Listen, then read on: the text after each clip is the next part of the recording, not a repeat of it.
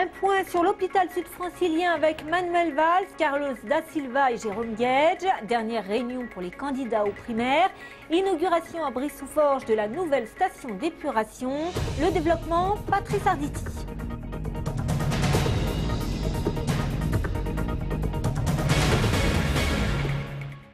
Bonsoir et nous allons consacrer une grande partie de ce journal au scrutin de dimanche, scrutin qui alimente évidemment bon nombre de conversations. Un peu partout, les équipes des candidats accentuent leur mobilisation. Ce matin, de bonne heure à Massy, les partisans de Martine Aubry distribuaient des tracts non loin de la gare de Massy-Palaiseau. Bien entendu, on y a vu le bras droit de la maire de Lille et ancienne responsable du PS, c'est-à-dire François Lamy, le député maire de Palaiseau, ainsi que d'autres personnalités.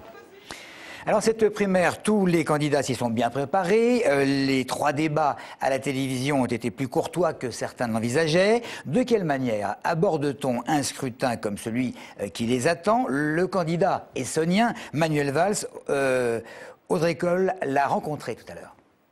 Je suis toujours confiant quand on donne la parole au peuple et donc j'attends toujours avec beaucoup de sérénité son choix, et quand on donne la possibilité aux Français de choisir le candidat des socialistes, il faut avoir confiance en leur choix et être particulièrement serein, et il y aura, j'en suis sûr, de belles surprises. Alors on sait que Ségolène Royal se trouvera demain en Essonne, très exactement au centre commercial des Ulysses pour signer son livre. Et le lendemain, les électeurs qui le souhaitent auront leur mot à dire pour départager évidemment les 6 candidats. Difficile de prévoir le nombre de votants. Les instituts spécialisés, sans beaucoup s'avancer, tablent sur 1 à 2 millions de personnes qui viendront avec leur pièce d'identité bien sûr et 1 euro. Nous avons néanmoins tenté de faire un petit thermomètre de rue pour voir s'il y avait une majorité qui se dégageait en direction de tel ou tel candidat. Aubry et puis Hollande, donc je pense que le choix balance entre les 2 candidats quand même. Montebourg ou Ségolène. Pourquoi? Parce qu'il est plus à gauche. Manuel Valls. D'accord. Pourquoi? Je vois tout ce qu'il est en train de faire pour l'Essonne. Je ne suis pas décidée. Enfin, je pense que je m'oriente plutôt vers François Hollande. Voilà. Parce que c'est celui qui me paraît le plus crédible, voilà, qui correspond le mieux à ce que j'attends d'un candidat. Peut-être Arnaud Montebourg, disons parce que personnellement je suis plus proche de la gauche de Mélenchon, et que, disons, dans la perspective du 2e tour, je suis plus favorable à des réformes plus radicales. 2 femmes. Ah. Voilà. Pourquoi? J'hésite parce que je les trouve peut-être mieux que les autres. Martine Aubry et François Hollande. Pourquoi? J'en sais rien, parce qu'ils ont des points de programme qui m'intéressent tous les 2. Moi j'ai voté Manuel Valls. D'accord. Pourquoi? Je sais pas, parce que son fils il est au collège avec moi. Voilà pour le scrutin. Alors on passe à autre chose. Les conditions d'application du partenariat public-privé pour le centre hospitalier sud-francilien sont à l'origine de l'inquiétude de bon nombre de responsables estoniens, qu'ils soient politiques ou non. On parle depuis quelques mois de malfaçons, de dérives financières. Certains sont en attente d'une renégociation, d'engagements financiers supplémentaires. En toile de fond, il y avait le fameux déménagement censé se faire fin janvier, auquel le plus grand monde ne croit. Il y avait d'ailleurs une mise au point cet après-midi à Courcouronnes à laquelle nous assistions.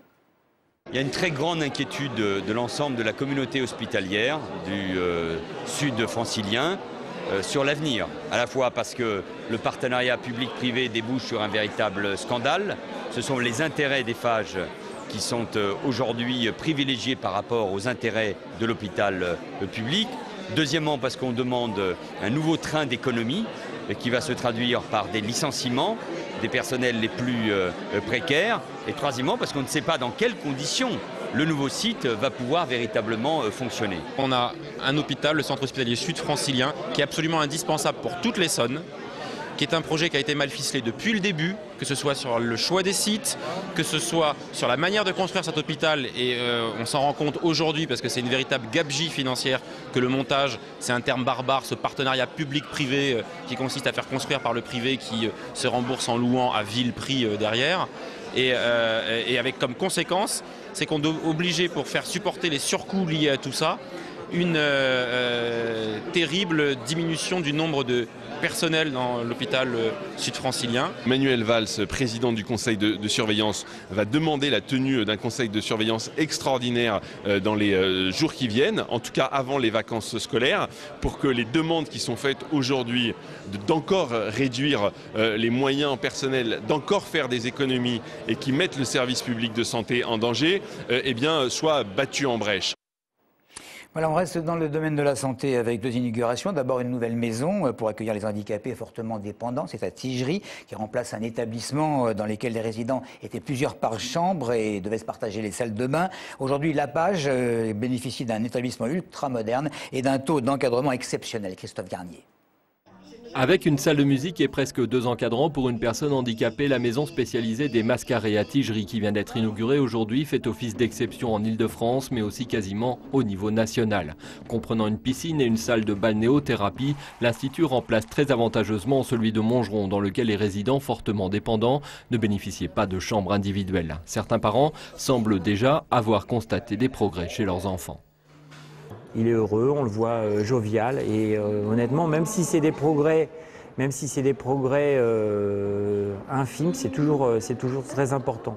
On estime que c'est vraiment le minimum de pouvoir vivre, d'avoir une chambre à soi, un lieu à soi aussi vraiment pour son intimité. Et puis les équipements tels que la piscine, c'est important parce que pour la plupart de ces résidents, il y a vraiment une indication de prise en charge dans l'eau qui est très importante. L'Essonne compte une vingtaine d'établissements de ce type, mais aucun d'aussi moderne. Un immense progrès depuis près de 60 ans. Pendant longtemps, on les a considérés comme des légumes, on les a considérés, c'est le terme qui est employé, je n'invente pas, on les a considérés comme des idiots, comme des imbéciles, comme des non-éducables, enfin la terminologie était horrible. Et elle s'est modifiée à la date d'aujourd'hui. Depuis quelque temps, on les considère vraiment comme des êtres humains. Autre avancée, l'établissement de Tigerie accueille une 60aine de résidents au lieu d'une 40aine pour son prédécesseur à Montgeron. Et puis découverte en compagnie de Claire Colombel de la nouvelle station d'épuration du syndicat intercommunal de Brie-sous-Forges, innovante en matière d'environnement. Sur les étapes de pré-traitement de l'eau, pas de changement par rapport à une station d'épuration classique.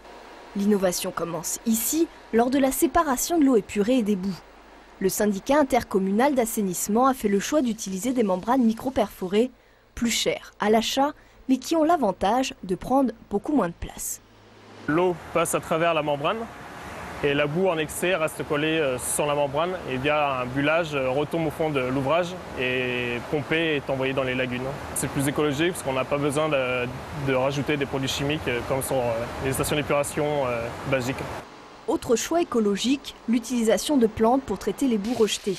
Réparties dans ces 4 bassins, elles vont subir l'action des roseaux pendant 8 ans avant de devenir au final du terreau et d'être utilisées par les jardiniers ou les collectivités locales. L'avantage principal, c'est que par rapport à l'ancienne station notamment, c'est qu'on n'a pas à transporter les boues comme on le faisait avant, c'est-à-dire qu'il y avait une noria de camions, il y avait au moins un camion qui venait toutes les semaines enlever les boues pour les emmener dans une usine pour qu'elles soient traitées, alors que là, du coup, on a plus cette difficulté et donc du coup, là aussi, on mène aussi une action écologique puisqu'il y a moins de transport. Dernière particularité du site, à 2 mètres des bassins, presque aucune odeur. Un phénomène dû encore une fois à l'action des roseaux. L'inauguration de cette station a lieu demain et exceptionnellement, le public pourra la visiter dans l'après-midi. Et si vous voulez voir un beau spectacle à la Juvisy-sur-Orge ce soir, un spectacle qui se passe sur les façades des immeubles. Merci de nous avoir suivis.